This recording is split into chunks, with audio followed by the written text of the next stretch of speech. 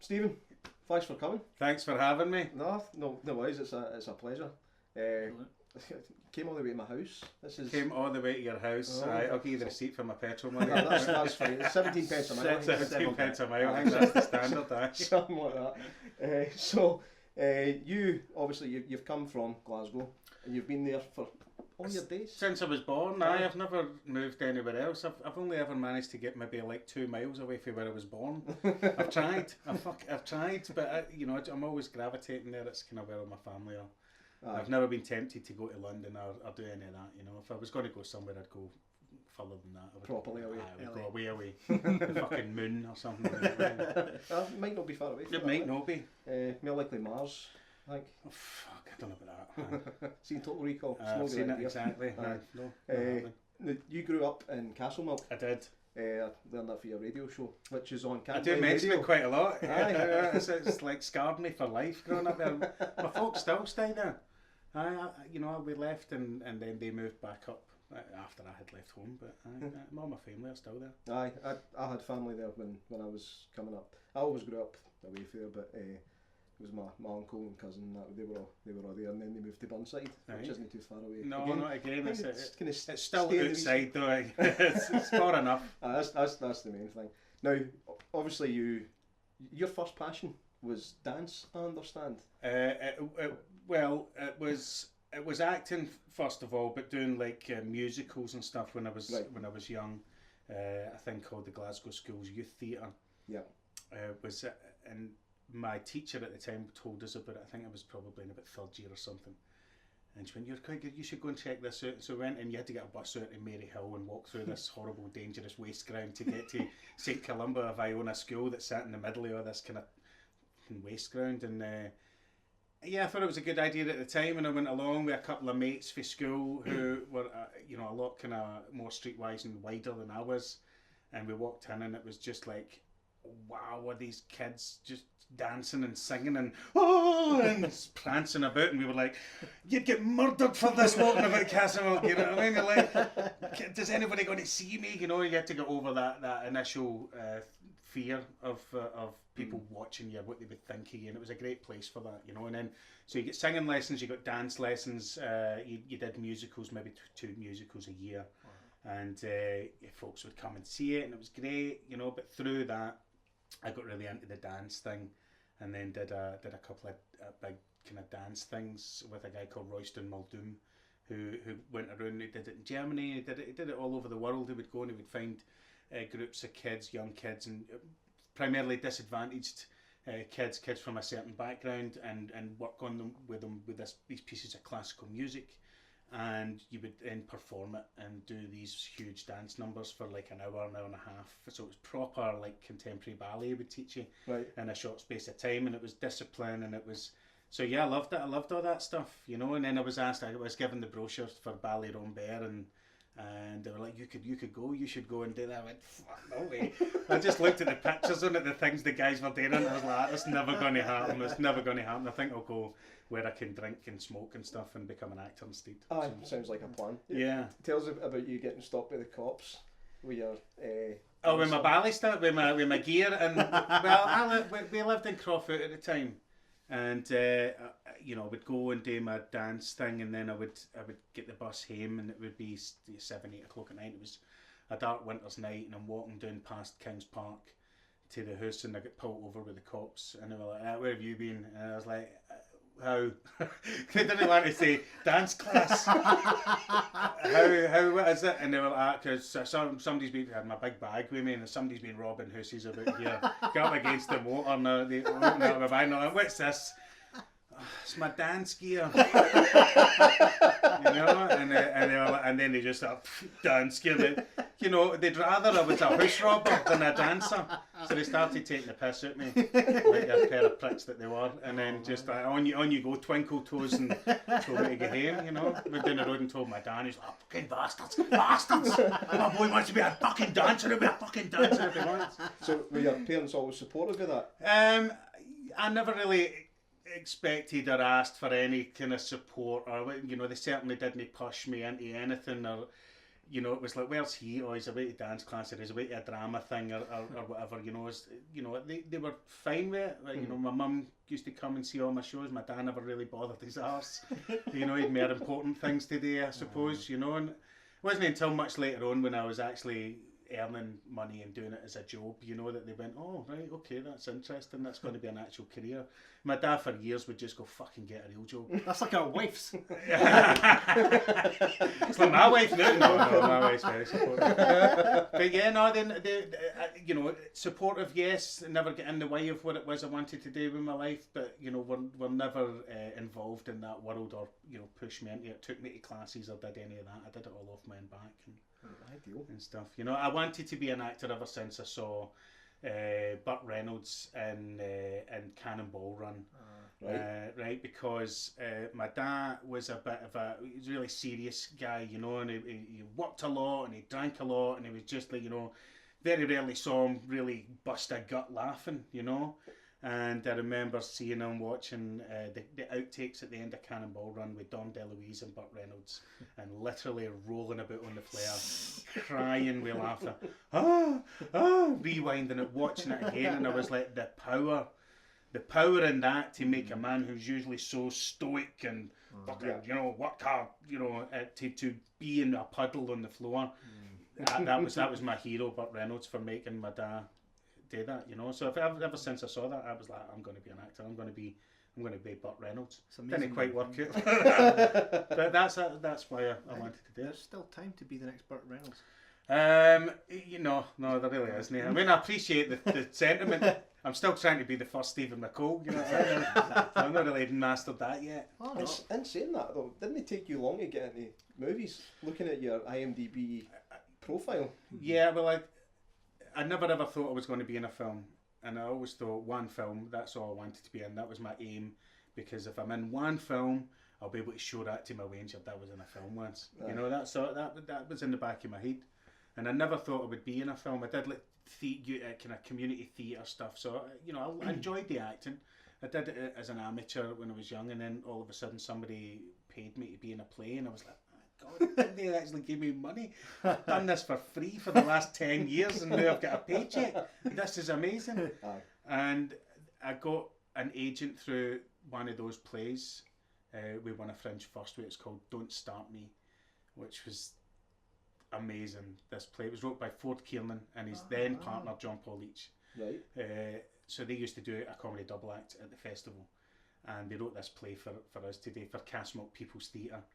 To do, and it's called Don't Start Me. I do believe the original title was There's These Two.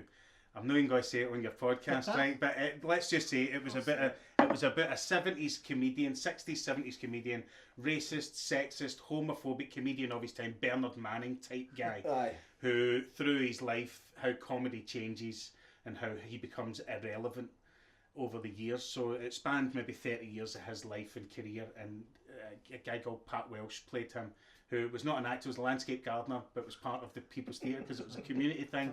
And they brought me in as an actor that they'd worked with before, a professional, because I'd been paid for the last gig. That was me, a professional actor now.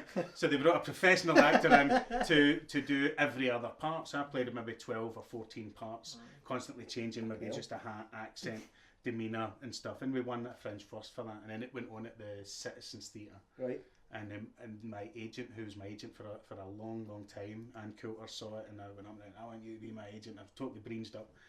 And then it was really lucky. I went up for the right jobs at the right time, and I actually got a short film. The very first time I was ever on camera was a short film called Dead Eye Dick, which is a work of genius. It's brilliant. It's really, really good. And from that, I was reading The Acid House at the time. So I was sitting in the green room kind of waiting to go, and I was reading The Acid House. Somebody went, oh, the producer's making that into a film. And I went, no. Is he, like? What, the whole thing? And they went, no, just 3 stories. The Acid House, Soft Touch, and Grant and Star Cause. And I was actually reading Grant and Star Cause at the time. And I just went up, and they were filming on the roof of the Bird Hall residence in Sucky Hall Street, and I just walked up to him and I went, I'm going to be Bob Coyle. the bravery and the bullshittery of Gets you being everywhere. young, and you're just getting what's the worst that could happen? Right. See, this is what he does. Like, he'll just say, "I'm just going to fucking ask," and I'm sitting there going, "No, If you don't ask, you don't From get. the start, absolutely, from the start, since day dot, I always said, you know, because it's this idea that, you know, Hollywood and everybody, like people you watch on TV, that they're a million miles away from you. I was like, if you get the opportunity to have that opportunity, just ask. It's as simple as just asking, and like you just said there, you went up and you made it happen. It's that whole, you know, the have you read The Secret? I haven't. No. Power of positivity. No, I don't read self-help books. It's not even so much as that. It's about making having a vision and just making it happen. If you will it, you know, it comes to fruition. Well, I agree with the sentiment. Absolutely. You know, especially, and I think it is a young man's game. That level of positivity and bullshittery. You know, to walk up to him and go, "I hear you're making that film. I want to be that part." I would never do that now. How old were you then? God, that was way back. So I would have been 19, 20 when I did that. Maybe 21 at a push. But within a few years, and they did the audition for me, and I got it. And then another job, and then another job, and it was a really good first kind of 5 years. And before I knew it, I was away in America doing Rushmore. I was like 23, 24 when I did that. So it was a kind of meteoric, if you know, just a great kind of learning process to do all these different films early on. You know. And then unfortunately, I've actually never seen Rushmore, but I've seen your work in it. Sorry, I know. It's actually refreshing to meet somebody that's never seen it. No, never seen it. I'm a massive film fan. I've just never seen it. Never get around yet. No, but I watched your kind of stuff in it. I was like, you're a brilliant dick. Thanks very much. Do you know what I mean?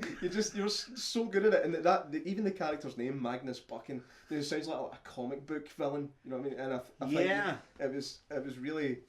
It must have been really unusual to see a character like that in an American film back then. According to them, they went to school with a Scottish foreign exchange student called Magnus Buchan, who had 1 ear. So they used his proper who name. would make up all these things about why his ear was missing. He would constantly, you'd ask him one day and he would say something, I dug chewed it off, and the next day he'd say it gets shot off when he went hunting accident. So just a fucking bullshitter, you know. But it was interesting because another example of when you're young, you just fucking brains your way into things. You know, you're no worried.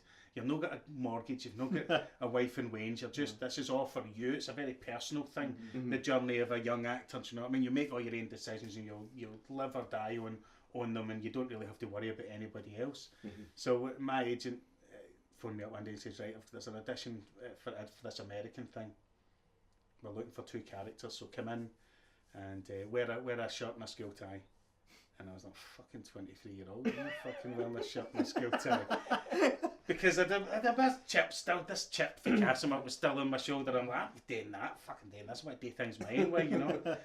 And I went in and they gave us the script, and the script, Rushmore's a great script, but the Magnus Buchan character, there was lines like, Fisher, you bleeding little bollocks.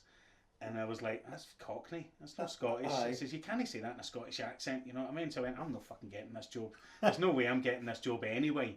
So there's a young guy that was playing Max Fisher for everybody that was auditioning. Everybody was kind of helping each other out. And he's like, where's your tie? And I went, he's a school bully, he doesn't fucking wear a tie. And she's like, all right, fair enough. You know, you clearly thought long and hard about this. And I went up and I just went on a tirade. I didn't do any of the lines. I just started calling a wee guy a fucking prick. I ripped off your fucking head and shit down your neck, you fucking wee arsehole. You fucking slapping him about and ragdolling him and stuff. And then my agent's like, what was that? And I went, that's what I've got. Do you know what I mean? I don't really fucking, can't say these lines. Yeah. And I got the job. It says as soon as he saw that tape, that was it. He didn't watch any more. He got his, come in and watch this, and the other people were going, who the fuck is this? He's just fucking talking shite. Yeah. Do you ever find, that, like, see when you're watching a movie and it's maybe not made by Scottish people, but it's a Scottish movie, and you find that they're all ginger and called Angus and Sherlock, and they say, it's like, they can sound Scottish, but not necessarily have our lingo.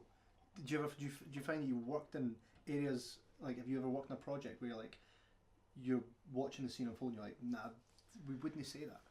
Yeah, a lot. I mean, I find it. I watch it. My Well, wife if an and go, American writes a script and tries to get into the psyche of, and I suppose it's the same in anywhere. If I was to write a script based in Chicago, right, and try to write that based on the things that I've seen, you know, and it would probably be better than what somebody writing a Scottish one. So the wealth of material isn't there for them to watch and get the patois, and get the way we speak, you know. But you know, I've worked with lots of actors that have tried their fucking damnedest at Scottish accents, and you know, and they're brilliant actors and they're great, and the accent's been just terrible. Aye. You know, and it's not really my job to go up and as another actor, and go, excuse me, hold on, what are you doing? What did you let it go. think? That's a good point. What did you think of Chris Pine's attempt? That was really good. So did I. Yeah, I it was really really good. did. I mean, listen, I think if any American actor gets within the 90 to 95% range, I am over the moon. Aye. Over the moon with that. Because it's a hard accent to do. I probably couldn't get to 90-95% of any American accent, and I've done American accents and things. So, you know, who am I to, you know, that's the job of acting. As long as most people buy it, it doesn't really matter. Yeah. That film was not made for everybody in Scotland to critique his accent. Yeah, absolutely. You know, I also like Mel Gibson's accent and Braveheart. It's a bit endearing. You know, it is what it is. That guy talks like that. That's how I say it. Do you know what I mean? That guy's got a bit of a funny voice and talks like that. That's fine.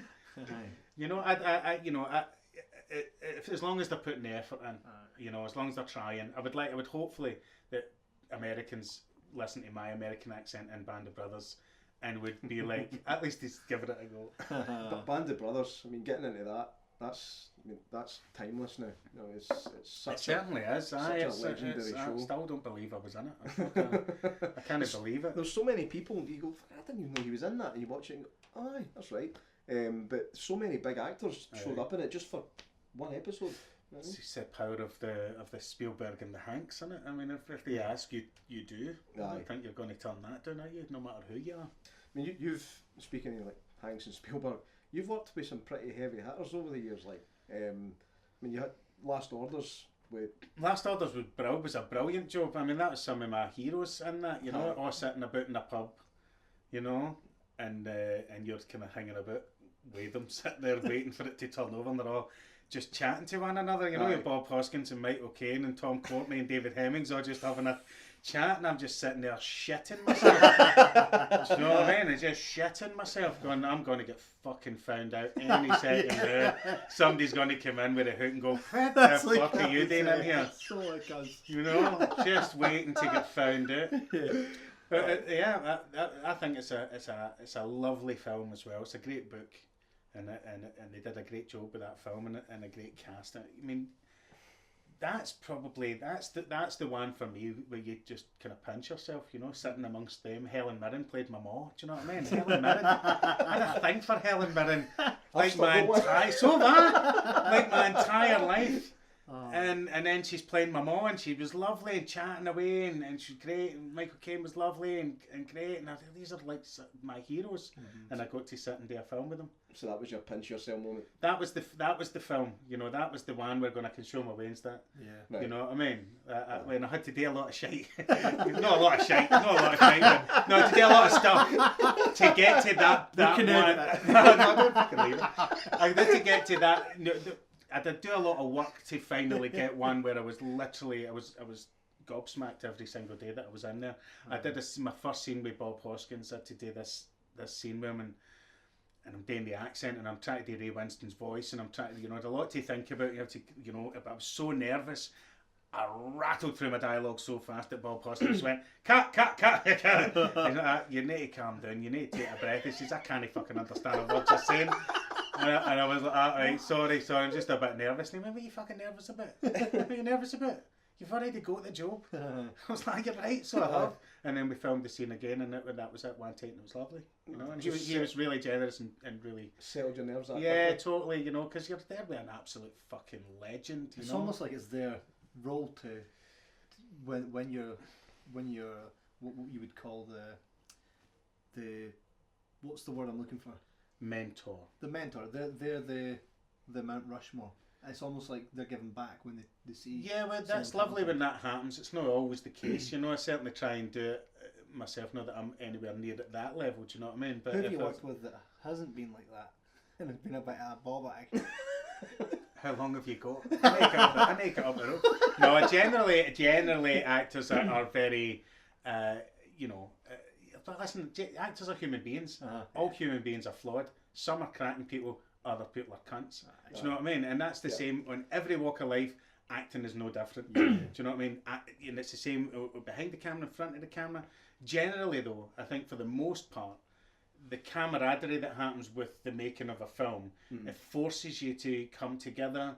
You need to make bonds with people really, really quickly because you're often exposing yourself, not literally but figuratively, emotionally, to people. You know, you're in tears or you have to fake laugh. You know, you're doing all this. You really have to be comfortable in each other's presence, and for the most part, people do try and make that happen, you know, and I think that 99.99% of people I've worked with are exactly like that, you know.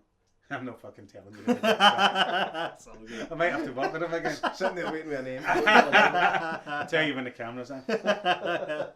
And obviously, being Scottish, you've been in Taggart.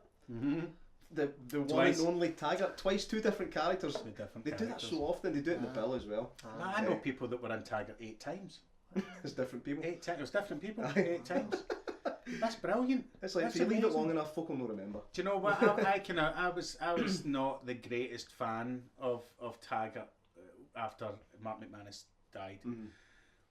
And do you know what? I fucking miss it now. I really do miss it. I miss having that on the telly. I miss there's been a murder. I miss the characters. I miss the work. The theme tune, man. The theme tune. That's such a great theme tune, especially for a Scottish programme. Yeah. It just grabs you by the balls. You're just like, yes, fucking Taggart. I do. I miss it, and it's a shame that they don't do something right back. Now, I've got an idea for a Taggart, right?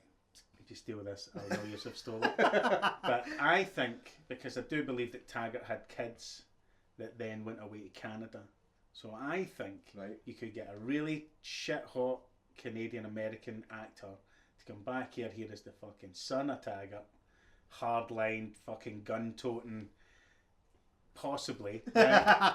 Executive producers. Let's do it.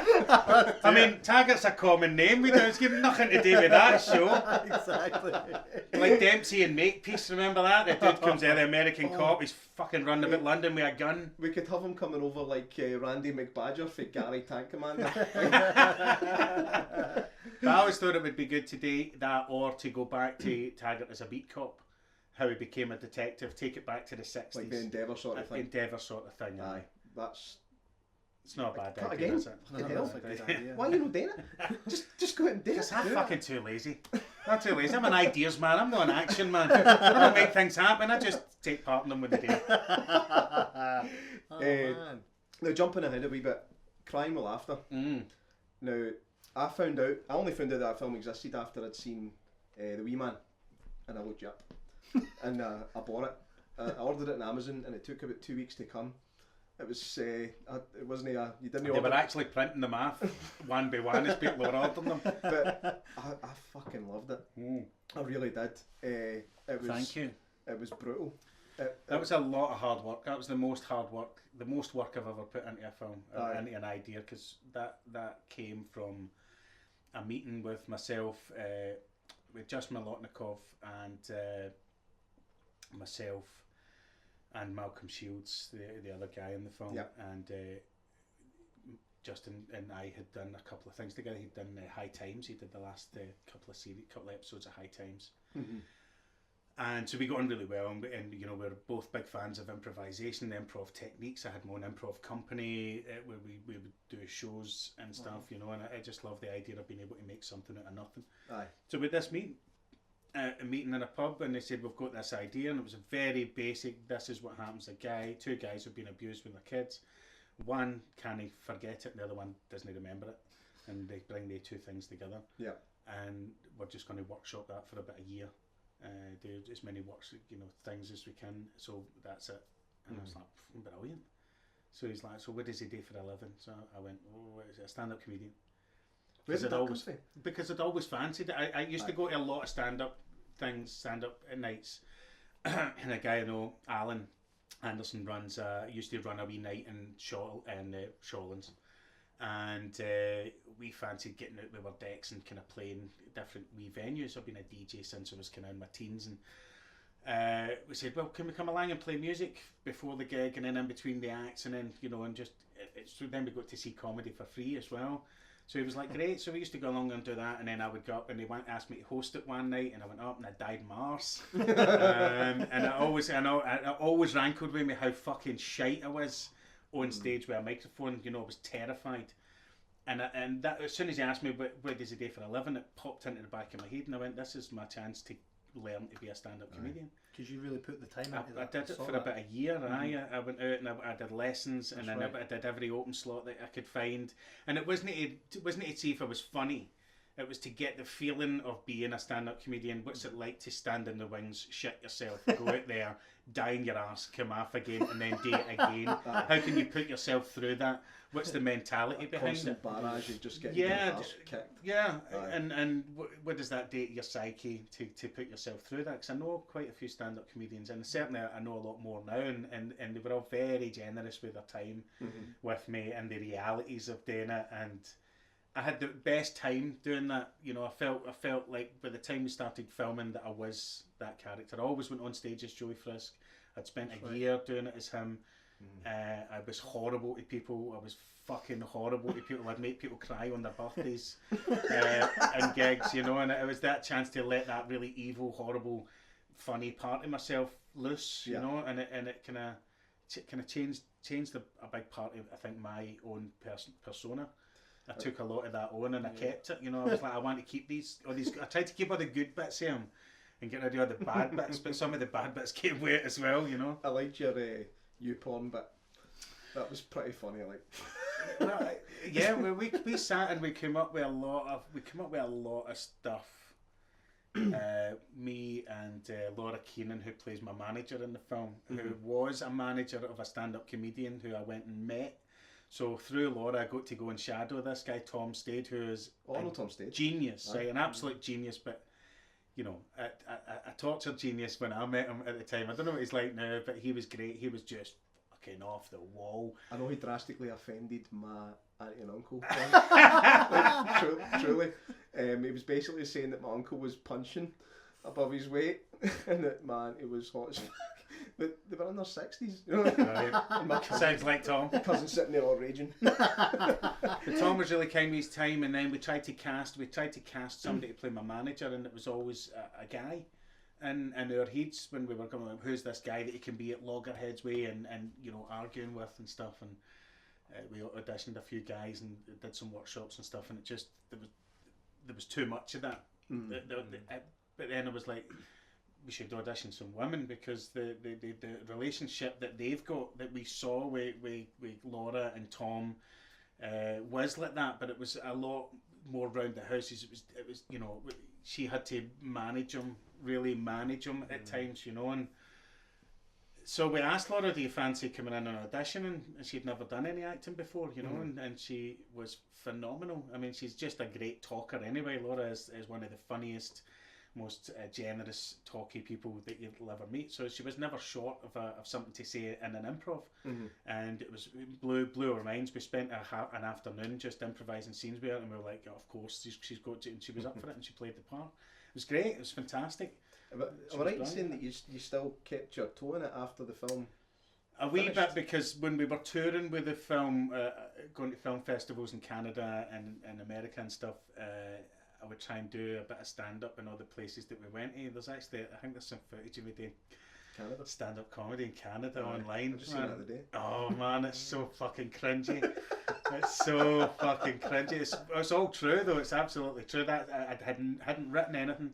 Right. Didn't know what I was going to say, because I never wrote anything in the film either. I would just go up and improvise all the comedy on camera. Really? We'd kernel some ideas together and go, well, that would be funny if I talked about that. But never wrote anything down, didn't learn anything, just would go out and... It's all Billy Connolly way, isn't it, man? You've got an idea, you've got a story, just go and tell it and embellish it as you see fit while you're doing it. So that's what I tried to do. Sometimes it worked, sometimes it didn't. But you're doing it on film, so if it doesn't work, there's lots of shite in the can and all the best stuff went on the film. I genuinely thought it was written by somebody in the game. No, well, Laura and myself and one of the stand-up comedians who appears in the film, Parrot O'Hara, we would sit and they would go and they would help me work through ideas, and they would go, well, what about this? Other stuff got written for me, and I would read it and I would go, this isn't the guy, this isn't the character. It doesn't feel like something he would say.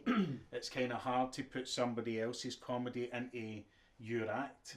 I know a lot of comedians will have people write stuff for them and stuff, but I found it really hard to use that and make it sound like it came from me. Aye. So we would sit up and we would drink a lot of wine at night or we would go out into a comedy club and we would talk about stuff, and then I would jump up on stage and I would try and tell stories based on the stuff that we were talking about, the YouPorn stuff and all that. You know? Remember YouPorn? Yes. Yes. That's a true story. That is absolutely true. Somebody told me that. Right, and then I just embellished it into that it was me that saw it. You know what I mean? With the soak and on the fanny and stuff. I mean, I'm not getting into the news, right? But you know, you have to go and watch the film to hear the porn stuff. It was pretty graphic. Like, I'll give you that.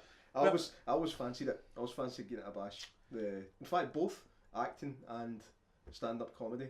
I wrote about 15 minutes of material about 2 years ago, and then I sent some emails out to clubs. What stopped you? I never got any fucking emails back, mate. There's loads of open mic nights that you just rock up and say, I've got 5 minutes. 15 minutes is a bit too long. They're not going to. I mean, Frankie Bordelli will get 15 minutes when he was starting out. Do you know what I mean? It's that age-old thing as well, though. The more I read what I'd written, you just start doubting yourself. Yeah, of course. It's like, that's why I like the idea of bullet points, certain things, true stories about yourself, because you don't need to write that shit down. Aye. Your most embarrassing true story, and if your mates find that funny, then the audience will probably find it funny. Aye. You know? That's where we tell a story about the time I shat myself at work. I'm laughing. And I told the cleaner. I'm laughing already. What's that? Are you shit? Jordan shit himself. No. That was a different time. that was another time. How often does it happen? So moving on to these two. The wee man and Ned. Right, now obviously. Oh, look at this. Sound. Aye, sound. He's a sound guy. I'll go to the wee man first. Now obviously, going back to the fact that you grew up in Glasgow, and you grew up basically during all the stuff that was going I remember reading about it in the paper. Aye. Now, watching the film and obviously the making of stuff that I've seen, it's quite clear that Paul Ferris himself had quite a hand in the story. It's based on his book, isn't it? So, what was the question? It seemed to be pretty flattering for his point of view. You think? Just a tad.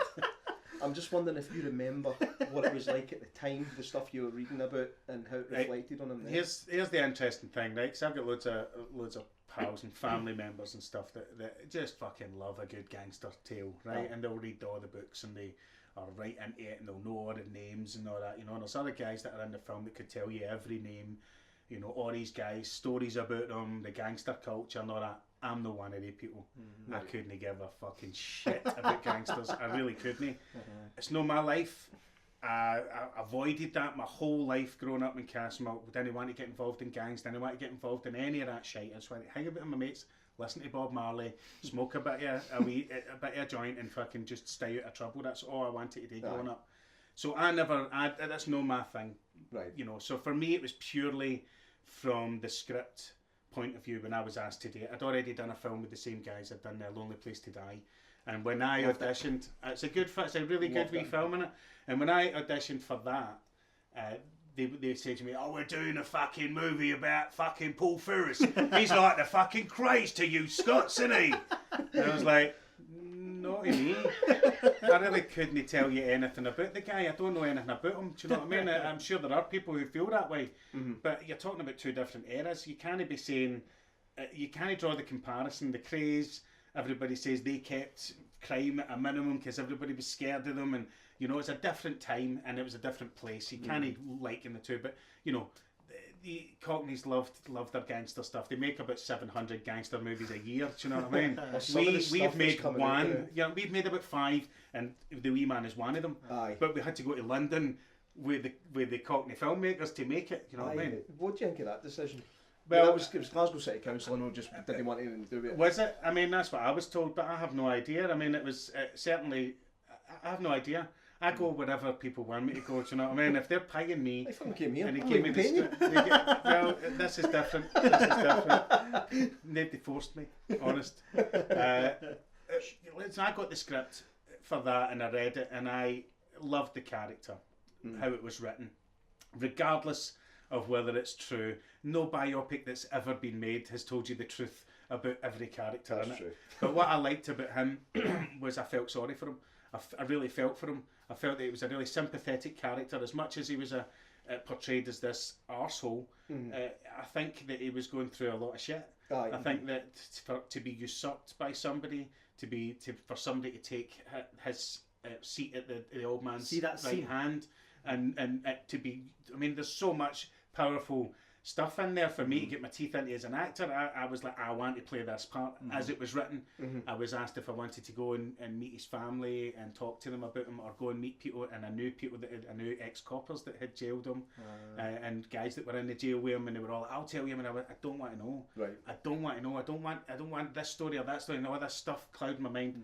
All I'm concerned with is this script that I'm being paid the money to portray this character. And that was the safest bet for me to do it. I didn't want to have to start going into the director or the writer going, actually, so-and-so told me that he wouldn't have done this. Or so, you know, that's a minefield. I'm no big enough an actor to pull that shit out. They would just go, fuck up and do your job. B, there's not enough time. I was only on the job for a couple of weeks.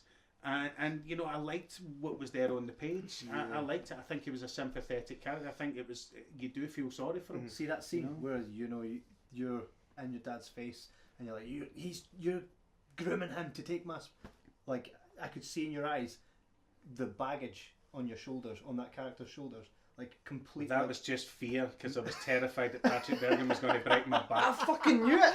I said that to you earlier on. I was like, he looks genuinely fucking terrified. I was terrified because he nearly broke my back, and he shoved me into that thing so hard, and there was no playing in that. He was fucking hurting me. He's a big man. He's a big man, you know, and he was a unique individual to work with, you know. And when I found out he was playing the part, I thought, fucking hell, man, that's the guy that was in the other Robin Hood movie, you know what I mean? And, which is the one I liked. I liked the other Robin Hood movie better.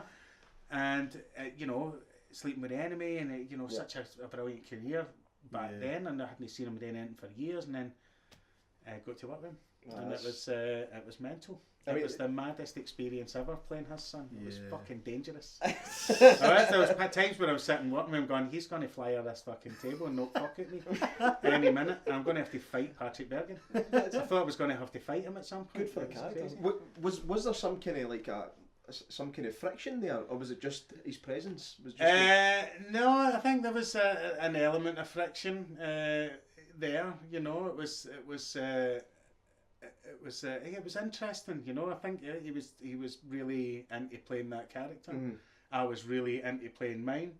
We weren't hanging about with each other, you know. We'd sat and had a drink in the bar one night, and I was like, nah, I'm not going to sit and drink with this guy anymore, you know, because I really don't want to be like, I don't want to get into that pally thing, you know, and I want to feel that kind of tension between us, so that felt very real when we were doing it. No, I mean, the way it comes across is he is like a scared wee boy in front of his dad. I mean, I was never scared of him, let's get that fucking straight. Do you know what I mean? I take Patrick Bergin in a heartbeat, he's 70-year-old. However, no, he'd have crushed me with one horn. But listen, last time I watched it, and the bit where Junior demises, is that a word? Meets his demise. It's a fucking word now, isn't it? It's a word now. But it was the first time, I've seen it loads of times, I was like, I own the fucking thing. I've seen it a good number of times, and that's the first time I ever felt kind of sad at that, but I was watching it in a different way, and it's happened since having my son. Is whenever something bad happens, you go, that's somebody's Wayne. The fact that obviously it's based on How old's your kid? 6. That'll go. That'll. wait till they're a teenager. You'll be like, fucking kill him. I'm joking. But no, it's a cracker. What was it like working with John Hannah? Well, I know John. I did the very first episode of Rebus with John, and he's we've both got a mate of his when he was young is a really good mate of mine now. So we've got a wee link there as well, But I've worked with John a few times, and he's a cracking guy. I like John a lot. He's a very funny man. I like that touch of cloth that he did. I've not seen it. I haven't seen it. But every time I even look at the title, I have a chuckle. It's funny. So it's done its job, isn't it? Honestly, It's done its job. There's a bit. I can't even. There's one specific bit I remember. It was a police car pulls up and it's got unmarked police car written on the side of it. That's the kind of level we were talking. It's really funny. It's like Naked Gun-esque guy. Love so it's a good film, and it's going to stay in my collection for a long time. I enjoyed making it. I enjoyed the time we had on it. It was a lot of fun. A lot of good friends made on that job. So I think and I even said this to my wife as well. I was like, a good movie needs a good bad guy, and the way you played that character was like if we'd gone out for a drink, I know I'm gonna get my head kicked in because I'm with you. Do you know what I mean? Did you know the someone? most dangerous? Aye, absolutely. Did you know someone that you based that on? Loads of people that I grew up with. Yeah, and you based that because you had that very. No, I think it was just every element of me that I would ever be too scared to show. Do you know what I mean? Everybody's got the ability to be a total cunt. But you never show it, you hide it all, do you know what I mean? You don't say all the bad things, and it's nice to be able to act out and be that kind of that guy. But when growing up in Castlemilk, man, there's loads of people like that. There was a guy that used to hang about, and he was just, big pigeon chest, storm about, wee man syndrome, and you just see him knocking fuck out of people every couple of weeks. You'd be like, there he's knocking fuck out of somebody again. But the rest of the time we would be alright with us because we were a lot younger. Do you know what I mean? We'd be like, alright, guy, boys, how you getting on? And we'd be like, aye, fine, great. I'd rather have you on my side than no. And I think that's, you'd rather be his mate than his enemy, you know what I mean? That kind of thing. Well, based on how he goes about it with his dad, I don't know, Well, no. But there was loads of guys like that, in any scheme anywhere, in the world. There's loads of people like that. Aye. And I think it comes through fear. I always like to think when I read it, I was like, he's kind of half Fredo for The Godfather and half Joe Pesci for Goodfellas. Do you know what I mean? He's got elements of both of them, and it all comes about through fear. Funny he's how. Scared. Yes, he's that guy, but he would only do that in a room full of people that would back him up. He would never date one-on-one because he's a shite bag. In the script, as I say, I don't know what the guy was like in real life, but in the script, that's what he was. It's hard to believe that you played a character called Fat Boy. You're looking quite trim these days. I put a lot of weight on to do that. I did. I put about 2.5, 3 stone on just to do that part. Fucking good fun, isn't it? It was putting on the weight. Putting it on. I'm still trying to get it off now. That was fucking 6 years ago. Do you know what I mean? 7 years ago. It was, but if you're going to play a guy called that, then you've got to put the effort in, so pizzas, biscuits, lots of booze, just shame. But the thing is, I had to pay for it all. It's not like it's not like Marvel's on the phone going, you're going to play a hero called Fat Man, we're going to pay for all your food for a year. I had to pay for all that. It's fucking expensive. What? Bought and paid for. Now, Ned's is it Mr. McCloud? Was that his name? I think so. It's a long time since I've seen it. Aye, well... I think it's Mr. McCloud, aye. Aye. Did you have any kind of basis for that? Basically because... Yes, my teacher for primary school. My teacher for primary school was my basis for that, Mr. Torrance. What a great name. Probably. Oh, God. Maybe he's dead. Maybe he's not. Maybe he's watching this live. He's watching this. I heard he's looking after a hotel up in the North of America somewhere. Torrance. Shining. Fucking hell. Cut that bit out. Anyway, back to Mr. Torrance. Tells me I might be a stand-up comedian. Fuck's sake. I see why you didn't. But my teacher, Mr. Torrance, was Flash. His dad owned a garage, I think, and he always came to school in a different fancy motor every day. Don't know who he was trying to impress at St Julie's in Castlemilk. We would turn up in like a Porsche one day and a Jag the next day and stuff, and you would always think, God, he's really cool, And he was a big guy. I suppose all guys were big when you were at primary school, and he was a very imposing figure. Very much you would think a ladies' man and stuff. Now we're going back actually, a good maybe decade or so prior. So Ned's is set 60s, isn't it? It's a 60s film, and so I tried to think, well, what would he have been like if he was teaching in there? The moustache is real, right? Which I'd just like to point out the moustache that I've got in Ned's. It's right? a belter. But I was doing a lot of cycling about, and my beard and moustache went ginger. The only time it's ever been like blondie ginger. It's never been like that before. It's never been like that since. It was just weird. It was very sunny summer, lots of cycling out in the sun a lot, and it changed colour. And we went in and out. They were like, "Oh, you had a full beard," and they were like, "We don't want a beard because Paul's already got a beard. He's playing the other teachers. He's got the full beard now." All right, beard off, right? Okay, well, what about sideburns and beards? We started kind of playing a bit, shaving bits after. Going, no, that's not working. Went down to the tash, and I was like, really need to keep the tash. I mean, come on. He's like, but it didn't work with the kind of brown hair and stuff. And up on the thing, there was that wig was sitting there, and I was like, that looks the same colour as my tash. And they were like, no, it does. Let's bring that in. I think it's a woman's wig. It's supposed to be like have a big beehive or something like that, but we can comb it out. As soon as they put it on and kind of brushed it out, and I was like, that's the guy. I knew exactly who the character was. I could see him, a total douchebag, smoking in the playground in front of the Waynes and all that. So it was great, and Peter, I love working with Peter because he just lets you, it lets you kind of express yourself and have a lot of your own ideas, and and you can chat away about stuff with him. He's not too precious about his material. Lots of bits of improv, lots of bits of stuff with the kids and that, just to kind of keep them G'd up and keep them interested. And it was great fun. It was brilliant. I loved playing that character. I had a lot of. I think it was only about 2 days I was in doing that, but it was a lot of fun. Did you ever actually manage to scale the Waynes? Yes. Good. There's the bit where the boy gets the belt, and Peter takes me into another room, and the wee guy that's getting the belt, and he's like, "Come here and hear the name." And he goes, "Right, listen.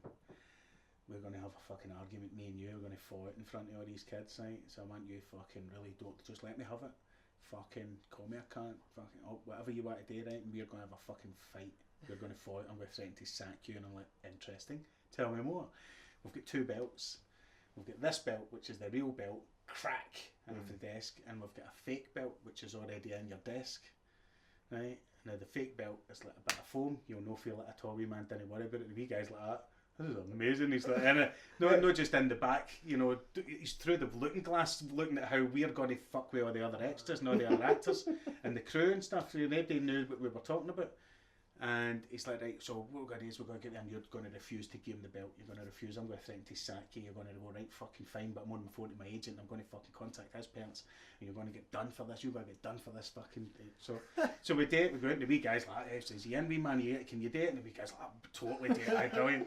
So we storm out of the room, and I went, no, I'm fucking doing it, Peter, no way, no fucking way, that boy's family's going to come after me, no you. I'm the one fucking assaulting him. Police will be at the door. Peter's like, fucking do it, it's your job. You just get it fucking this. So we had this huge Barney in front of everybody, and all the Waynes are sitting there. And so the big band, right, okay, fuck it, fine, we're doing it. I'll say I'm not fucking happy about it. So the belt goes in. I'm like, right, what one's the fake ones? Make sure I don't fuck that up. That'd be amazing. That would have been brilliant, wouldn't it? But they all think this is a real, because I'm hitting it after this. You want me to hit with this? Crack! And all the noise, you know what I mean? It's like, no way is he going to ever hit him with that. So we go and we do the scene, like, you get up here, right, fucking take the fake belt out and fucking hands up. And a proper, right up in the sky leather, because that's what Mr. Torrance used to do to us, he never held back when he were getting the belt. I was on the cusp, I got the belt and the ruler and the stick and stuff on my hands and that when I was at school, and I know what it felt like. My brother got it for being left-handed. Fuck's sake. Not even joking. Witchcraft, is that what they thought? Witchcraft! My big brother's nearly 50, so he was still, it was still about No, I was on the cusp, but they stopped it when I was maybe in primary 4. Right. So this wee guy comes out and he gets the crack, and I went, fucking dick, crack. And I turn out, crack. And then I turned out, are you fucking happy now? And he went, aye, that was brilliant. I went, well done, wee man. All the wains ran out of their seats. Shoot your horns. And the wee guy went, aye, dingy, ma! To the ball. It was fucking hilarious. Oh, so the camera was never on us. Aye. It was never on me. It was never on the kid. The camera was shooting past us through the horns and all their faces to get the reaction. So that whole thing was just to get their real reaction at watching somebody getting hit. It was brilliant. What fun. What a great way to earn a living, hitting wains. Wait, do you think he was a bad bastard, or do you think he was a bit kind of downtrodden? I think his wife's left him. He sits and eats a tin of beans out the tin every night. You know, he was just a good teacher, much maligned by horrible students. Aye. Which I think now that I'm married to a teacher, I nailed it. Do you know what I mean? I nailed it. Aye. You know, I think he thought he was a great teacher. I think he thought he was doing everything right, but he was in the remedial class. He was teaching the ones that weren't good enough for this guy next door. Aye. You know, and I think that was the thing that made him turn to drink and hate kids and hate his job. I mean, it's one of these films I found that got better every time. It got better every time I watched it. The first time I saw it, I thought it was alright, and the more I watched it after that, there's a lot of subtleties in it. There's a lot. I see the way that it ends. You know, people like, I don't get it. I went, man, if you don't get that, the lions. If you don't get that, don't worry, I'll look after you. You know what I mean? It's just so good, and the performances from that young cast. It's a testament to Lenny, who kicked out Lenny, Peter's brother, who casts his films, and Peter, and how they can work with these young guys and get just incredible performances of them. They speak the language, they know what they're talking about. Do you know what I mean? I mean, right in saying that quite a lot of it was kind of autobiographical from Peter's point of view, or certainly some of it. Well, you'd have to speak to Peter about that. As far as you know, I wouldn't like to kind of answer that for him, but yes, I think certainly there was a lot of his upbringing in that film. It's from a place of truth, you know. Aye. But as far as that goes, I wouldn't hesitate. I wouldn't hazard a guess at how much or what parts. Going back to A Lonely Place to Die for a minute, because I forgot to bring it up before then. That was really good. One thing I loved about that film is how music can make you look at something completely differently. Like, they could show some of the shots in that film of Scotland and it, like, all its majesty in the Highlands. Show that with some nice music and that looks gorgeous. Show it with some ominous music and that looks fucking scary. Yeah. It really kind of makes you feel like you're there for a lot of it. And well, they were. I mean, see, the thing about the director, Julian Gilby and Will Gilby, the director, and his brother, learned to mountain climb, like properly climb mountains to do that film. Right. He was hanging off of mountains. They were, you know, they did all this before I came onto the job, because I came on after they shot all that stuff, because they were like, if we're going to kill a famous actor, we might as well do it early in the shoot for some reason. But they're like, as far as I'm aware, that's their bag now. You know, certainly Julian's bag is to go and shoot things on the side of mountains and stuff. You know what I mean? He's so into it. Aye. And I think this was the film that really got them into how to do that. You know, how to hang off this, because he was doing that shit himself. You know, the director was hanging off the side of mountains, and he's quite an interesting fella, Julian. You know, I really enjoyed working with him. He's quite a unique approach. Aye.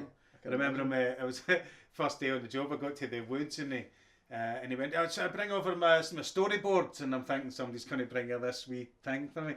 Fucking two guys have this enormous storyboard and stuck up against a tree. I'm like, okay.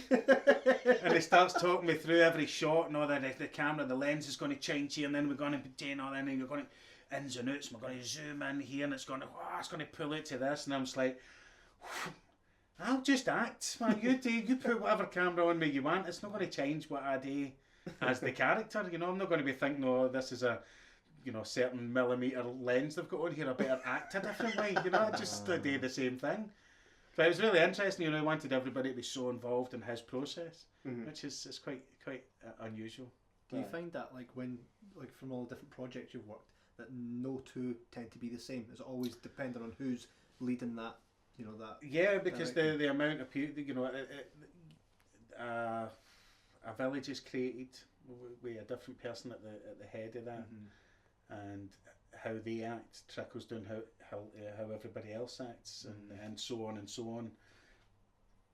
So yeah, every job's just a little bit different, and that's why if you to do this and every job was the same, it would become like a job, which is exactly the opposite of what I wanted when I was wanting to be Burt Reynolds. So I didn't want to be. I want to be, challenged and excited by the people that I work with all the time. So there's lots of different people. There's always that new exciting thing to get your teeth into, which is the people around about you that are doing it.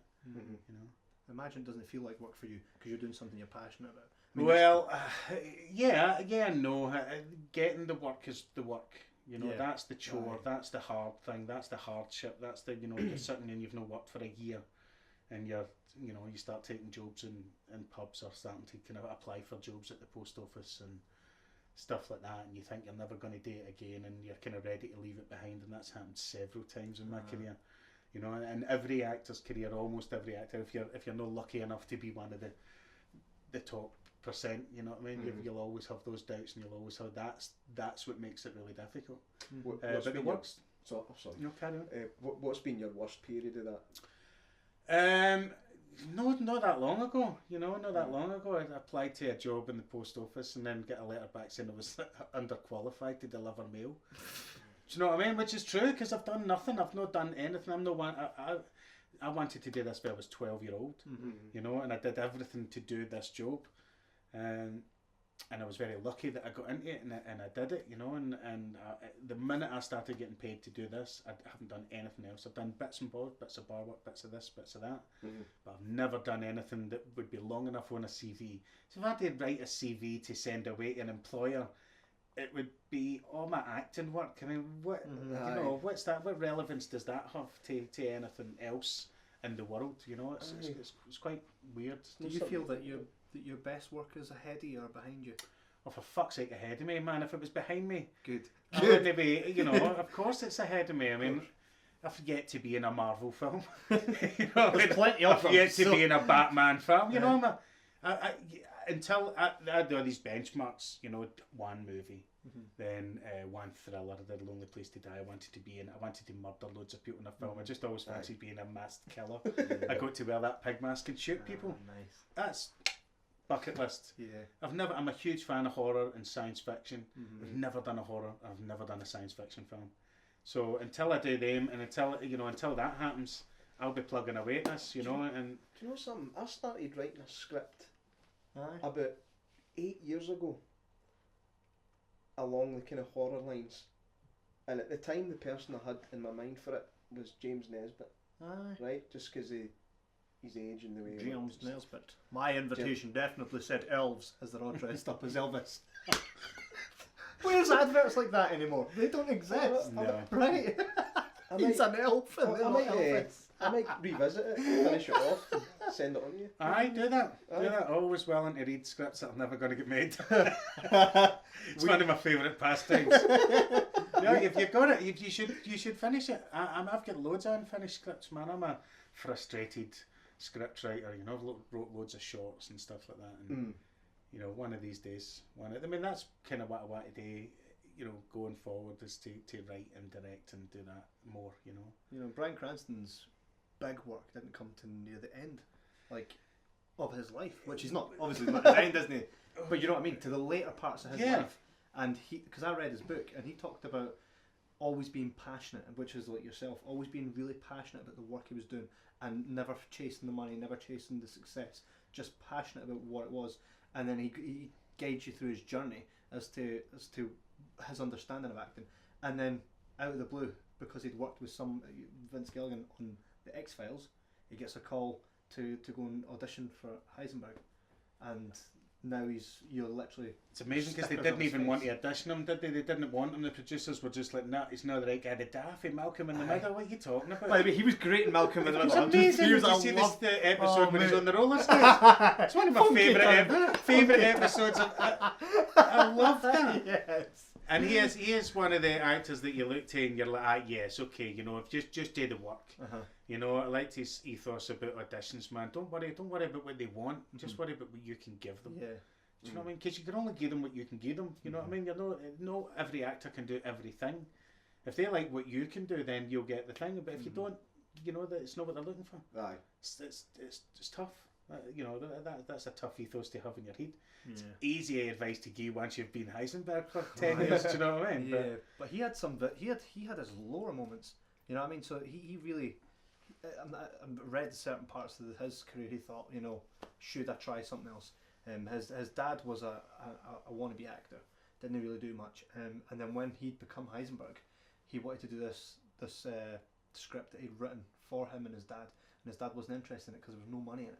Do you know what I mean? So he always kind of followed that same passion. And again, most of the most successful people in any kind of, you know, any kind of outlet is they've always followed their passion. And I think, you know, with your work, you can see that you clearly are passionate about your roles. Like, you're a perfect dickhead. and you know it's what? One of the nicest things anyone's ever said to me. I've said for so long that a lot of the stuff that we're seeing these days, you don't always get the best bad guys, do you? No. And in order for a film to have, you know, your Luke Skywalker, your Darth Vader, you need to have that balance. There's no point having a Luke Skywalker without a perfect dickhead. And I always said as well, a real bad guy should kill a kid. Did you see that Jack Black movie with the clocks in the wall? What's that called?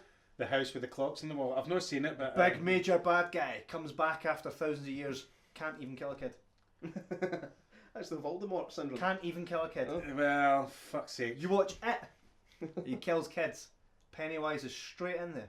Pennywise is a straight up scary bastard. Right, And I think you're really, really good at that. Just that dickhead. Well, I don't have any qualms about being a dickhead. Do you know what I mean? I don't get a chance to be one in real life very often, so it's great to get a chance to be a bad guy. I mean, I love comedy as well. You know, I think I've got a fairly good understanding of timing and how to make people laugh, and I think this same ethos goes for being a dickhead or a bad guy in something. Do you know what I mean? The timing and stuff is all. It's a similar thing. You know, I mean, it's like when you played Junior Thompson, you were a baddie, and you were threatening. You never knew what he was going to do, but like you said, you do have that kind of soft spot for him as well. He's a cow. You know, it's certainly the way that I played him is you'll only ever see him being tough or hard when there's harder, tougher people with him. We never see him do that on his own. When he's left on his own with his dad, or when he's in the motor and it comes to a fight and there's 3 of them and 2 of them, he's a coward. And that's in even the scenes where he's trying to be, you know, show off and be the hard man, he's only doing it because there's harder people there that will protect him if it goes sideways. A Lonely Place to Die, you were just a proper fucking baddie. You know, in addition for that, they asked me which one of them I wanted to be. You know, what one of these characters would you like to be? And Sean Harris is a fucking heavyweight actor. You know, he is brilliant. And I think I might go talking to him. I quite liked him. You know, he's a tricky character. He's a tricky customer. You know, he's really very kind of intense. I really liked him. And I got talking to him, and I was like, they asked me what one of these guys I wanted to be, and I was like, they get to do all the talking and all the cool kind of scenes, or kill everybody. And I was like, I say kill everybody and say nothing every time. No lines to learn, just look mean and brandish weapons. I've never done that before. You know, it was great fun. It's the biggest my beard's ever been. I know. I get beard envy with other people, and I've like grew that for about 3 years to push for that film. It's ridiculous. We were talking earlier on about an absolute favourite of mine that I've seen recently, and it's the one where you play a barber. Oh yeah, Barney Thompson. It's a great wee film. It's the second time you work with Robert Carlyle. Lonely Place to Die. Stone of Destiny. Yeah, Stone of Destiny. But I've known Bobby for years and years, and you know, in and about. And his wife used to be a makeup artist, so I kind of met him through her. She did a couple of films that I had done, a couple of jobs. So I kind of knew him a wee bit, and then we did Stone of Destiny and got to kind of hang out and chat and stuff. He's a lovely fella. He's a good guy. Seems pretty sound. He's a good guy. I love the storyline was class. Just like the accidental serial killer.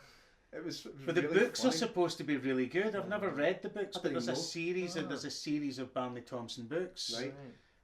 So if they do any more of them, I'll fucking not be in it. Will I? Fucking bumped off right away. Were you the first or second bumped I off? was the first. You were the first, and then Because I was the first, and again, like Bobby, like Peter, was open to, as a director, was just open to your ideas. Because so I had, my hair was a wee bit longer, and I'd grown these sideburns, these kind of straight. Well, I had the beard, but the idea of cutting them down into this thing with the tash and quite rockabilly, as I wanted my hair in a quiff, and so he's like, "What are you thinking about the character?" And I went, "He's a rockabilly, he's an old rockabilly, he's a rockabilly hair and the sharp sideburns and winkle picker shoes." No, they went, "Brilliant, make it happen."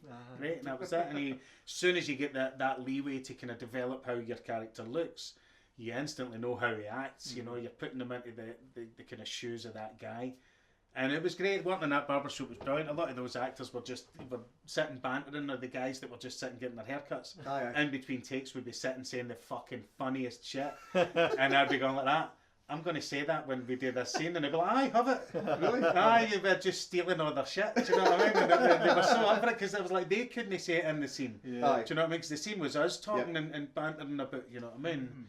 So they would be like, "Aye, you fucking have it," you know what I mean? And I was like, "It's brilliant." It was just a gift that kept on giving, that job, and I really enjoyed it. It was great fun. Emma Thompson in it was fucking phenomenal. Aye. It's just Emma Thompson playing an old Scottish woman. It was like, Emma Thompson never broke character, ever. Did she not? First time I met her was at 3 a.m. outside the Barrowlands. And doing the scene, I think I was just a dead body in the motor at the time, and I hadn't filmed in it yet. And I'm like, "You're just going to come down, get put in a bag, and be a dead body." I was like, "No bother, 3 a.m. I'm like, great. And we're sitting in a wee tent outside, so there's loads of paparazzi about and trying to take photos and stuff like that. And so we're sitting in this wee tent, and like, "Hey, Emma, this is Stephen." Stephen's like, "All right, son, how's it going?" And like totally in the character. And I was like, "All right, yeah, it's nice to meet you." And she, sitting chatting away, and she was like, "Do you want a cup of tea? You want to go and get a cup of tea?" I went, "Aye, so the tea's down here." I was like, "Right, well, let's go then." And she fucking starts shuffling like that, and I was like, "Are you seriously going to fucking shuffle all the way down for the tea?" Aye. This is how I walk. And I'm like, "This is fucking 3:30 in the morning, shuffling down the street outside the Barrowlands with Emma Thompson, kidding on she's an old woman." You know, those are the things that just keep you coming back for more. Yeah, but even when you're out of work for a long time, and you always know that there's always a story like that around the corner. There's a moment like that to be had. There's joyous work to be done. So you just stick with it. Do you know what I mean? Because what an amazing night that was. Just that wee thing. That first scene in the film when you're pushing Barney further and further back in the barber shop, and he's like. And then he asked the boys, "Right, who's next?" And they're like, "Nah, I'm just going to wait for Stevie or whatever." He's like, "Why you not want your haircut for me?" And it just kind of escalates, and he turns into Begbie, just for a wee minute. He's like really just, "No, want to get your haircut, baby." So it's like, it's fucking Begbie. That's Bobby Carlyle, something else. Love to speak to him at some point. That'd be amazing. Yeah, well, you know, you can but ask. Aye. Yeah, I mean, he would love this. I think he'd love this. It's a good wee chat. Aye. I mean, well, hopefully he comes back and does more films. You know, he was a great director. I really enjoyed working with him. Hopefully he does it again. You know, it would be great to see him behind the camera again. He could do Taggart with it and have you playing somebody else. He could be. He could be McVitie. He could be the young McVitie. Jojo McVitie. There's the scene in Wee Man, and I asked Jordan this question today. I was like, "See that part where you get shot in the ass? Like, was there an explosive pack in there, or was that?" No, up my arse. I shoved it up there with a boom felt. I don't get paid that fucking much. No, there'll be a stunt double in for that. No, so the squibs on for the getting shot part, and then when I was doing. It's just added in later. There was a blood pack in there so the guy could bust it with a gun as he poked me in the bottom. It must have bust and quite easy. I've got a wee thing there as I'm lying that I can pump it out, you know, so you just see the blood seep out on his anus. Yeah, no, that's a fucking horrible way to go, isn't it? That's a terrible way to go. And I was lying on the street at like, I don't know, fucking 2 or 3 in the morning in London. in the freezing cold, just lying there with blood seeping out everywhere. It's great fun. These must be like, because we've only done very minimal filming. When we done some of the horror cons and stuff, we would film small adverts and we spend our whole day. And I think to myself, like, we're having so much fun just filming small little teaser trailers for our audience to see that we're going to Manchester, and we have a theme to it and whatnot. And we have so much fun filming that stuff, or when we're at the conventions and we're coming up with ideas on the spot. It must be, and I will say, it must be great to be paid to do this kind of stuff. Like, because it literally is playing almost, right? Well, yeah, I suppose so. But there's also a weight of responsibility when people. That's what I'm saying. When you're an amateur and you're doing stuff off your own back, and you know, you're doing short films with people, students and stuff like that. There's the freedom to do, you know, to really explore what it is you want to do. I think that's why Nick Cage does so many kind of B movies, because it's Nick Cage. And are you going to start telling him what he's doing is wrong? Are you going to tell him no to go? You're not going to tell. You're not going to tell him anything. You're just going to let him do what he wants. I think that's why he does so many. And he loves the freedom of it. Whereas when you're getting paid and there's a lot on the line, there's a lot of people looking over your shoulder. There's a lot of people critiquing stuff and you know, telling the director this isn't it. You know, there's a lot of people to be responsible for. There's a lot of money that goes into these jobs, you know, sometimes hundreds of millions of pounds. And so the weight of responsibility you do feel. You still have a great time and you have a good laugh, but when you know, you need to get that right. So there's a huge weight of responsibility of getting it right. You ever had a moment like when you've been halfway through filming something when you're just not sure about if you're getting it right? Every single fucking time. Of course, every time. I mean, I would love to be so cocksure in my own abilities, you know. But I've said, I think, from quite a young age, doing this job, I have to rely on my director to tell me if I'm doing it right or doing it wrong. You know, it's hard to be objective of your own performance. So that's the thing. That's why your director's there, and hopefully some of your co-stars as well, or fellow actors will, you know, go, what the fuck are you doing? if you're going off piste, you know. But you have to rely on your director to guide you. But he's hired you to do the job because he thinks you can do that job. So there's a certain element of the ball's in your court. Let's run with it. Wherever you go, but you'll work on things on a day. You know, it's horrible. It's hard when if you do a scene and you have to go, right, okay, right, and he wants to change almost everything about what you've just done. You're going, oh, I've pitched that so wrong there. But really the differences are very slight. Yeah. But you know, enough to make you go, fuck, I need to rethink my whole thinking of this character now. You know? It's not happened very often, but you know, it can happen. That's their job.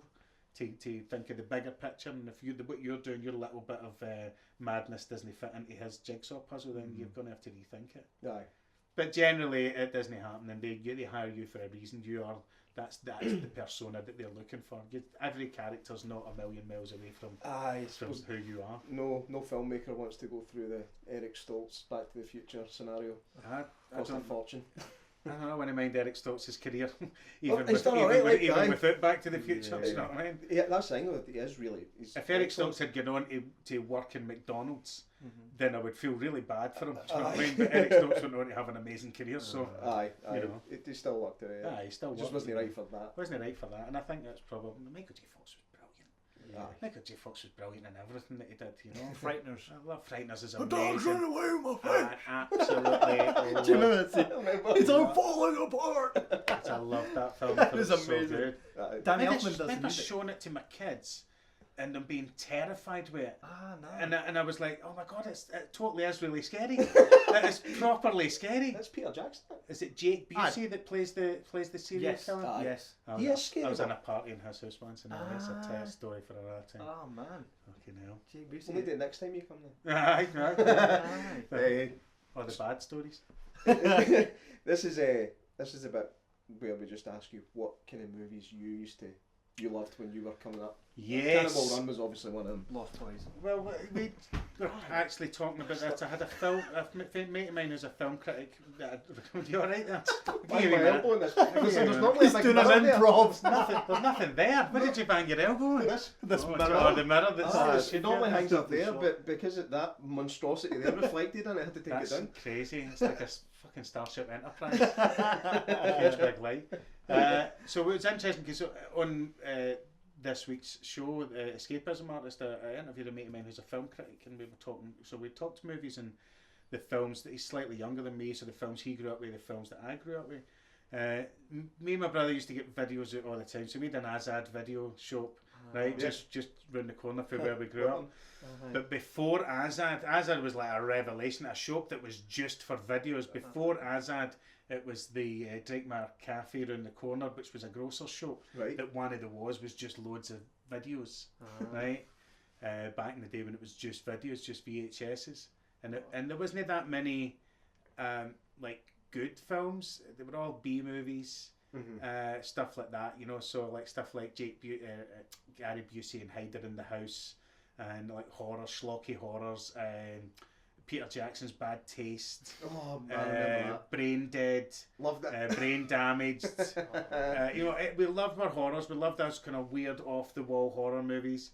Yeah, so stuff like that. My dad was one of the first people on the street to have a Betamax video recorder, right? And so the house was like always full of people going, "Oh, put that movie on again," and there was like 3 movies or something they had with it. But those 3 films I watched religiously over and over and over again. I own all 3 of them now. I still watch 2 of them. I don't watch the other one because it just doesn't hold up. Which one? So the one I don't watch anymore is the Warriors. The Warriors. It doesn't hold up. Right, it doesn't hold up. No. That which you felt was scary when you watched it then is the worst piece of acting you've ever seen now. It's just rubbish. It's camp, it's kitsch, it's got its charms, don't get me wrong. I mean, there's a reason why people still talk about it now. The soundtrack, the girl on the radio, all those really cool things about it, you know what I mean? But it's so beautifully homoerotic, you know what I mean? Which there's nothing wrong with, but it's not hard gang, you know what I mean?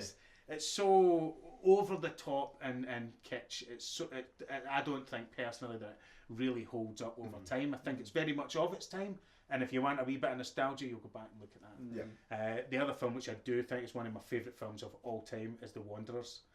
Never seen it. Oh my god, you got to watch The Wanderers. Is like, I watched it again recently. I used to tell my wife about it all the time. Going, this movie when I was growing up was great. I can't find it anywhere. I've looked in all the shops, you can't get it. So one birthday, a copy of it on DVD, and I went, and I was kind of reticent to watch it. I was hesitant to watch it again because I'm going, this isn't going to live up to my expectations. You know how it made me feel at the time. Better, I understood it more. I got it. The acting is brilliant all the way through. Every character. It's about gangs in the 50s in New York, but the gangs are really just kids with identity. So you've got the Italian gang, you've got the black gang, you've got the Chinese gang, you've got the Spanish gang. You've got all these different gangs that all go to the same high school, right? And they're kind of always want to fight and rumble with each other, you know. And it's just a beautifully observed piece of filmmaking. It's really funny. The soundtrack is outstanding. Right. If you watch that now, you'd go, this is where Tarantino gets a lot of his stuff. Really? The use of music in film, how to use it, how to set up all these things with music. He must be a huge fan of The Wanderers. He must be. Because I look at that and I go, if he'd went back in time, this is the film Tarantino would have made back then. It's funny that he is a master of using music that shouldn't fit and making it fit. But this all comes for the time. This is all music that they would be listening to, but it's of an era where all the music's just fucking shit hot. I mean, it's just brilliant, you know. It's Frankie Valli, it's all that kind of stuff.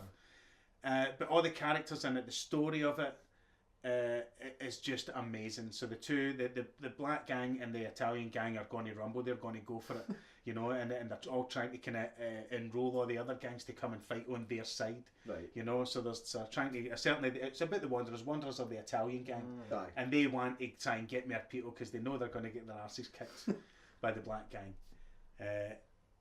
But the businessman, the big Italian businessman who is the father. The gangsters, the father of the guy that the head of the gang's going out with, has an idea. He says, no, you're going to play each other in a game of American football. We're going to bet on it. You better win. So they're forced to not fight but to play a game of American football. Right. And then at the end, spoiler, there's an enormous fight breaks out. But this is like 400 odd people on a football field brawling. It lasts about 10 minutes. It is outstanding. It's amazing. Any big names in it? Or is it... I mean, I couldn't pull the names off the top of my head just now because they're not like household names for me, except for Indiana Jones's girlfriend in the first film. Karen Allen is she's kind of like dropped into it, right, and kind of upsets the balance of everything. You know, she's the kind of bit older. It's so good. It's really. Want to take note of them? Yeah, please do check it. It's absolutely brilliant. It's one of my favourite films. And the other one's Shogun Assassin, which I've watched about 1 million times. Aye, again, never. I know that one. No, I've heard of that one. But that was from about 6-year-old. I used to watch that every single day. It was banned in 50 countries around the world. You know, it was like or 50 states or something. It was like one of the most banned films of all time. Aye, super violent. It's got one of the best. So it's totally dubbed. But the dubbing is what makes it amazing. You know, the guys took. So there's a series of films called the Lone Wolf and Cub series, and they must have filmed them all, and they're all about fucking 2.5, 3 years long. But they filmed them all back to back because it's the guy and the kid only grows up in small increments for each film. Right. Not even that much, but it's the same kid in all the films, and the samurai goes on this journey with his son, and the pram is made of weapons, you know, and there's just like, there's fucking blades everywhere. That sounds like our kind of thing. And there's people trying to kill him. There's all the way through. It's just all these assassins that are sent after him, and nobody can get anywhere near him. The guy's just a master with a sword. Yeah, it is absolutely brilliant. So Robert Huston took the first 2 movies, edited them down into one film, and that's Shogun Assassin. Put his own dubbed soundtrack on top of it. Got the most amazing person, this kid, to do the voice of the kid, and that's what makes the film. This kid narrates the whole film, and it is just eerie. It's beautiful. It's the fights in it are so balletic, so poetic.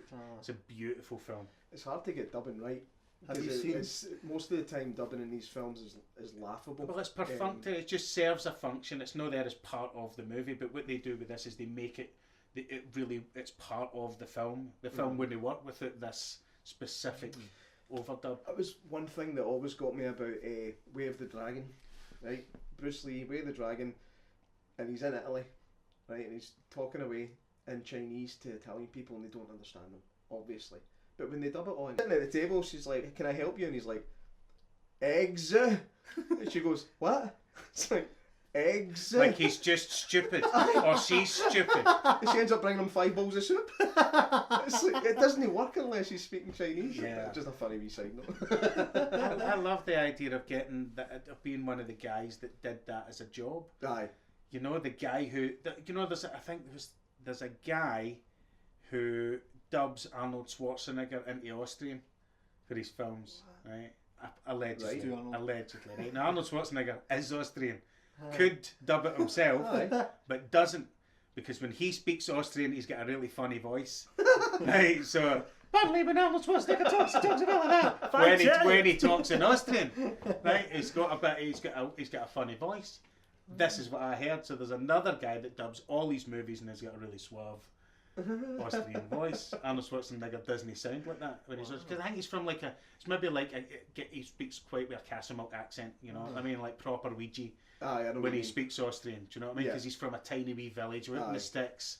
So when they do it, they'll probably get somebody that's from London, the Austrian equivalent, you know what I mean? Speaks very proper, and it's just quite interesting. A year ago, I could have told you the name of the town he was born in, but I forgot. I think the older we get, the more, like, I used to be able to tell you every actor's name, and the older I get, I tend to lose all the words I'm trying to say for some reason. Yeah. That's an age thing, is that? You've only got so much room in your brain. Aye. That's it. I used to hit off it, and someone say a movie, I'm like, right, that was made in 2018, and that's got this guy, and directed by him. But you've got a lot on your plate now. That's maybe successful. That's whatever this is. Still never made a penny. That's it. We've got the opposite thing. It's like the thing that we're passionate about is the thing we don't have time to deal with. Like you had stuff you were passionate about, and you had the time to be passionate about. Well, I made sure that I had nothing else in my life. Aye. Do you know what I mean?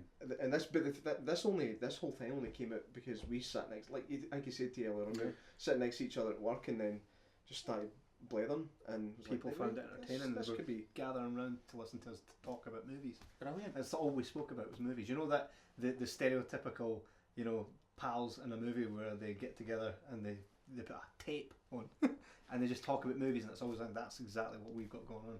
And Brilliant. we love doing it, so that's why we try and do it. Well, it's great fun. I mean, I will listen to one of your podcasts now that I've met you. I might listen to more than one, to be honest. You know, I'm not just going to listen to one. I won't listen to this one. Fuck's sake. Do you never listen to yourself back? Aye. And do you watch? I'm joking. Do you watch Fucking yourself? phone you up before you were going to cut that bit out. Fucking pair of bastards. No, We'll dub it.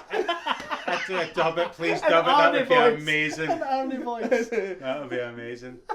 The radio show. When did you start doing it? How long ago? I did it. I started doing that last year, probably around about the March, April time. Around about April. Mm-hmm. And that was a thing that I wasn't getting a lot of work, and I was feeling quite frustrated.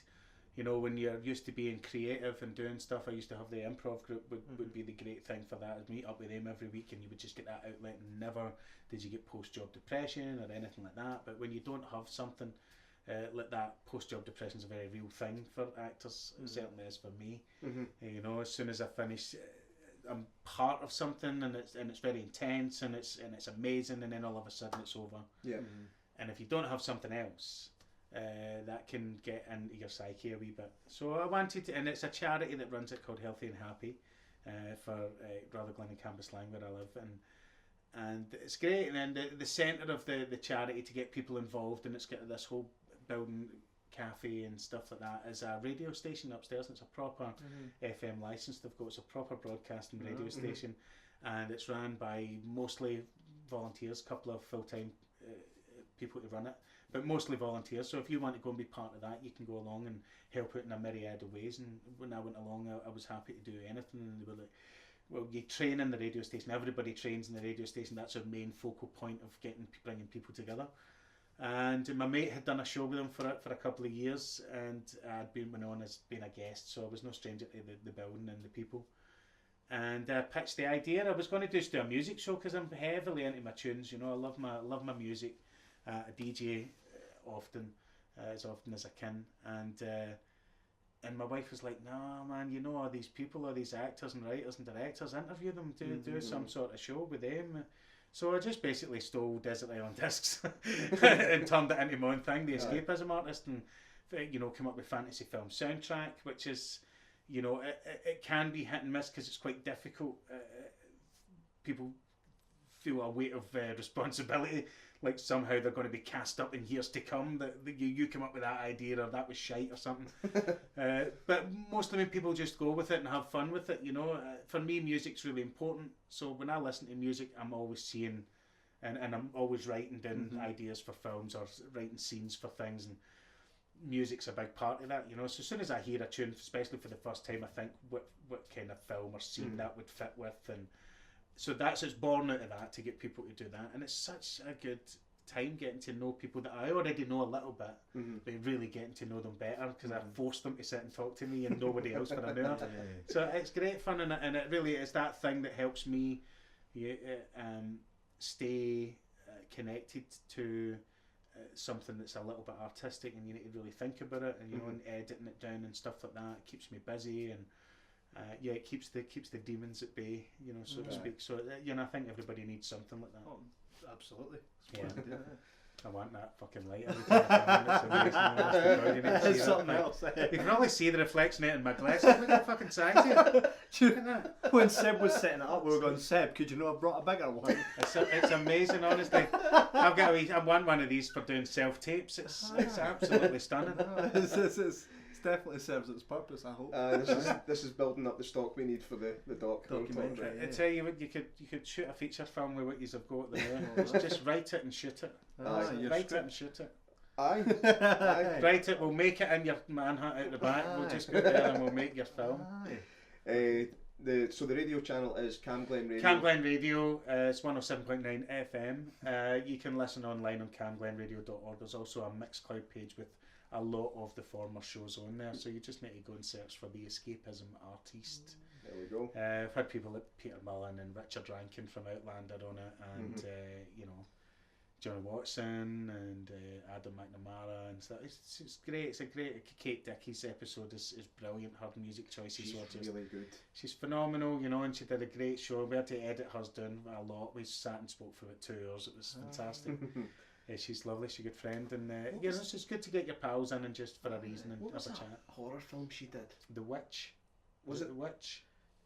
Or Witch? Witch. Aye, it's not the Vivitch. It's not that one. It was it's a Scottish film. Right. And it's fucking mental. I remember it just being bananas. That's all I can remember about it now though. I just remember it being nuts. I just remember her name, Kate Dickey, and this crazy horror. And it's I'm sure there's some shape shifting and stuff goes on in it as well, by memory. I don't think that's the Witch film I'm thinking of. I don't think that's Is it shape shifting. I don't think so. I'm not sure. I'll need to fucking check. Edit that one. Edit all of that out. Let's just go back to Kate. Why is it always my shit that has to get edited? If you listen back to the episode, right, you'll hear Jordan go off on a tangent and he'll go, "Oh fuck, just edit that." And I go, okay. I do that on the radio show sometimes. And I've got to edit that out, and then I don't do it either. So he's like, "Oh thank fuck." we did a special episode on the ending of Still Game, right? And I spent most of it fucking greeting, right? Because it just hit a lot of nerves, right, for whatever reason at the time. And like there was just moments of silence where I'm like, for fucking 30-40 seconds. And I'm like, Kev, you'll need to sort this out. He's like, nah. The thing is though, what I found though, is we had a lot of good response from our listeners saying, you know what, I thought I was the only one crying for ages. And they heard Jordan babbling like a wee girl. You should always leave that stuff in, you know. I mean, it's real. You know, don't do it with like audition tapes and stuff. You know? Leave in other bits of going, fucking fuck that up, didn't I? Which I'm always tempted to though, you know. I'm always tempted to send them in because there's that human element that you don't get from a self-tape. It's all very clinical. It's here's me trying to be the character, send it away. Whereas if they saw all the stuff, getting ready for it, fucking it up a couple of times, trying to do it again, you know, discussing it with the person you're reading with, which makes it sound like you're in the room. It's very tempting. But then you think you get a phone call from your agent going like, what the fuck are you doing? So you've just ruined that. You've just ruined that whole thing. Nobody wants a self-tape of you again. Nobody's got time for that, you know. I think, like, with regards to when I don't edit him out, when he's like, edit me out, and I'm like, straight up, I'm like, that was funny. I'm keeping that in. I think it offers more. It offers more. Do you know what I mean? Well, you know, you don't want it to be too clean and too clinical, do you? Right, You it's want the it to freedom have of podcasting. warts and all, you know, warts and all. And you're only babbling like a couple of fucking idiots, so... Oh, then I've only listened to 10 minutes worth, so, you know. The 90s have been alright, you're not babbling like idiots. Have you got anything upcoming that you can talk about? I know. I'm doing a wee short which is quite interesting called The Grief That Stole Christmas. I'm doing that tomorrow, Tuesday and Wednesday. I'm filming that in Livingston for it's a student film, which should be good fun. And then on March I start on a show called Vigil, which is shooting at the moment, which is a new 6-part cop drama. Right. Set in Scotland. And can you tell us what you're doing in it? I'm in it. I'm in it, and I'm playing a politician, which is a departure for me. I've never played a politician before, so you can still bring it. Dickhead. Trying not to make him a dickhead. I'm trying not to make him a dickhead. Yeah, so you know, there's. I went for the copper. They offered me the politician. So clearly I play a copper like a politician, so the lesson learned for the future. But it's a great cast, and it's shooting just now, so it'll be you know, at some point in the future. But yeah, so it's nice. I've known about that since before Christmas. I did Brassic, which is on Sky. First series was just been on. The second series is about to come on. I'm in the second series of that. It's a very funny show.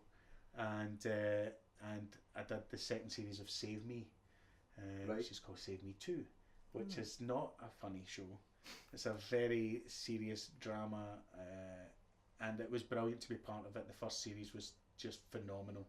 So I'm in a couple of episodes of that, and that was just before the year. So it's like all of that came at the end of a really dry period, you know, and just sticking with it. And I was so close to a couple of really big jobs, you know, and even had like phone calls from the people that didn't cast me saying it was literally down to the wire. And it's, you know, you can be so close to something and not get it, and it can be quite soul destroying. But then you just need to persevere and rely that, you know, if you just keep doing what you do, that things will come along. So I've had a good wee period.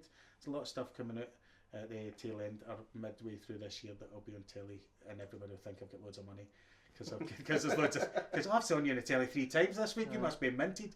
You go, aye, last year fucking spent it on it, haven't I? That's what people think when they see you on the telly, going, oh, you must be rolling in it.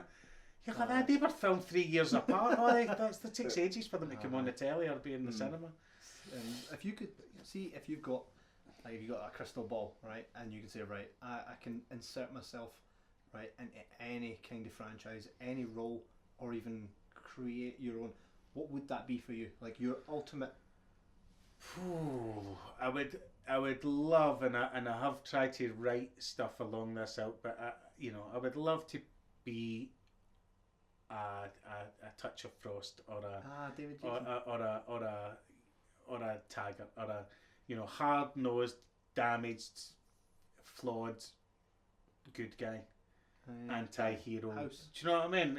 Yeah, but like a cop thing. You know what I mean? I'd like it to be really violent and on the edge and funny, and all the things that everybody wants to be in. Dickhead everyone loves. A dickhead, a lovable dickhead is what I'd like to be. I'd like to be a lovable dickhead in a series that probably went on for about 10 years and bought me a house. Yeah. That's what every actor wants, though. Everybody, don't they? They don't even care what the part is. Yeah. Are you never tempted by just a straight down the line nice guy? I will play anything for the right price. Do you know what I mean? It's not that people. I've done the straight down the line nice guys. I played a part in a thing called The Key years ago, BBC drama, and I think my character went from 18 to like 48 with not a fucking bit of makeup. Seriously, 18 to 48 with not a bit of makeup. Wow. I just had to change the kind of how I played the character, and I was at BBC. I was like, nobody sticks some fucking wrinkles on me. They're like, no, you look tired enough. And he was a really nice guy, and it was lovely to play. All characters are lovely to play if they're well written. Yeah. If the writing is hokey, it becomes really difficult, and especially if you're playing like a smaller role and it's not really well thought out, and you're just there to serve a function. That can be quite difficult. But anything that's well written, I'm happy to do anything. This short film that I'm doing, there's literally zero money in it, but it's really well written, and it sparks me as and I don't really say that much in it, but I've got one of the best lines that I've ever said at the very end of the film, and as soon as I read that, I said, yes, I'll do that. Because that's what it's about. I think if you can find people that write nice things and they're happy enough to work with me, then I'm over the moon to work with them. I feel very fortunate to be able to work with talented people. Well, we love what you've been doing, and we hope you keep doing what you're doing. Thanks very much. I wish I could say the same. Just because I've not listened to much yesterday. It's not that I'm saying you're shite. What I mean is, I'll straight back at you. This has been a lot of fun. Again, thanks very much for coming. It's been superb. I've enjoyed it a lot. It's been a good laugh. Look forward to what you've got coming up. Yeah, get me on the podcast next time because I'm a lot funnier when you can't see me. Hey mate, we'll do that. Absolutely. I'd love to be on the podcast. Especially new stuff coming up as well. Come on and promote it. I mean, we always tell our audience, even just the average listener, if you want to come on and tell us something that you've been up to, something that's I'm the average listener, special guest, the average listener. It's a fickle world of show business, isn't it? Say well, that went well. So again, thanks very much, and it'd be great to have you on again. We'll do the podcast. I'd love to do the podcast. We could even come to you and do it. So great. Thanks very much. Right, thanks very much. Cheers.